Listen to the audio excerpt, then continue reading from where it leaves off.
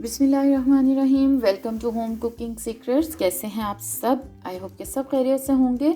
आज मैं आपके साथ बहुत ही ज़बरदस्त सी बिल्कुल बेकरी स्टाइल में बनने वाली चिकन स्टिक्स की रेसिपी शेयर कर रही हूँ। इनको बनाना बहुत ही आसान है, तो झटपट से शुरू करते हैं।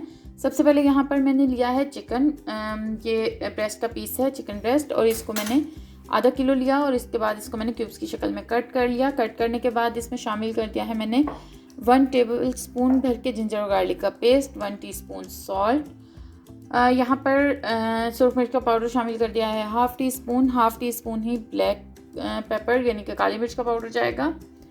इसके साथ ही इसमें मैं शामिल कर रही हूँ chaat masala half tea spoon, ज़ीरा पाउडर हाफ़ टी स्पून,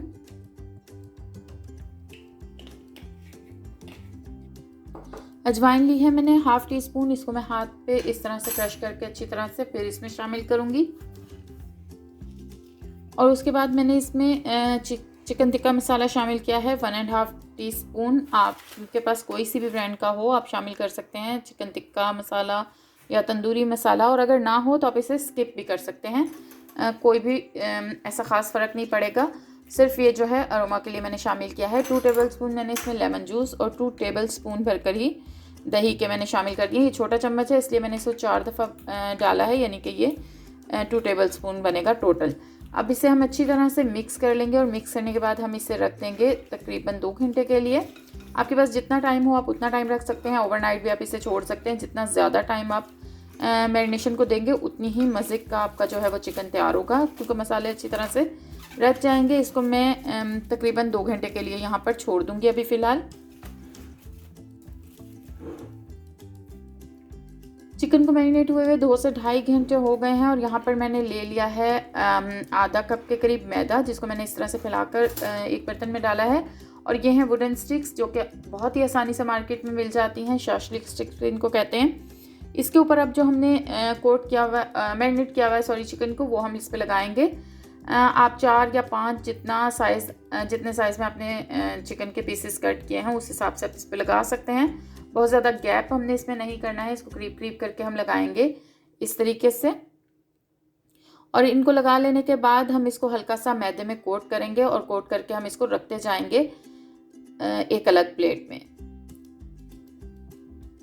इस तरीके से हल्का सा हम इसके ऊपर मैदा जो है वो कोट कर लेंगे। इससे जो हमारे मसाले हैं वो अच्छे से अंदर बाइंड हो जाएंगे और एक चिकन में भी जो है वो बाइंडिंग आ जाएगी अच्छी सी। इस स्टेज पर आप स्टिक्स को बनाकर फ्रीज़ भी कर सकते हैं, या फिर आप इसे फ्रिज में भी रख सकते हैं अगले दिन के लिए, या किसी और टाइम आपने जैसे बनानी हो तो ये प्रोसेस करके आप इसे रख भी सकते हैं। यहाँ पर मैंने ऑयल ले लिया है, मीडियम फ्लेम पर इसको मैंने गर्म होने के लिए रख दिया है। जब तक ऑयल गर्म हो रहा है तब तक हम अपना बाकी का काम करते हैं। स्टिक्स हमारी सारी कोट हो गई हैं मैदे में। अब यहाँ पर मैंने 3 अंडे ले लिए हैं और अंडों में थोड़ा सा नमक और काली मिर्च का पाउडर शामिल करके इसको मैं अच्छी तरह से फेंट लूँगी। अंडों को हमने इतनी अच्छी तरह से फेंटना है कि इसके ऊपर अच्छी सी एक जो झाग है वो बन जाए। इससे जब हम इसे कोट करके फ्राई करेंगे तो ये बहुत फ्लफ़ी सी एक लेयर आएगी, जिस तरह से हम बेकरी से लेते हैं तो होती है बिल्कुल उसी तरह की। तो यहाँ पर अंडे जो हैं वो अच्छी तरह हमने फेंट लिए हैं। ऑयल जो है वो मीडियम गर्म हो गया है हमारे पास, बहुत तेज़ गर्म हमने ऑयल को नहीं करना।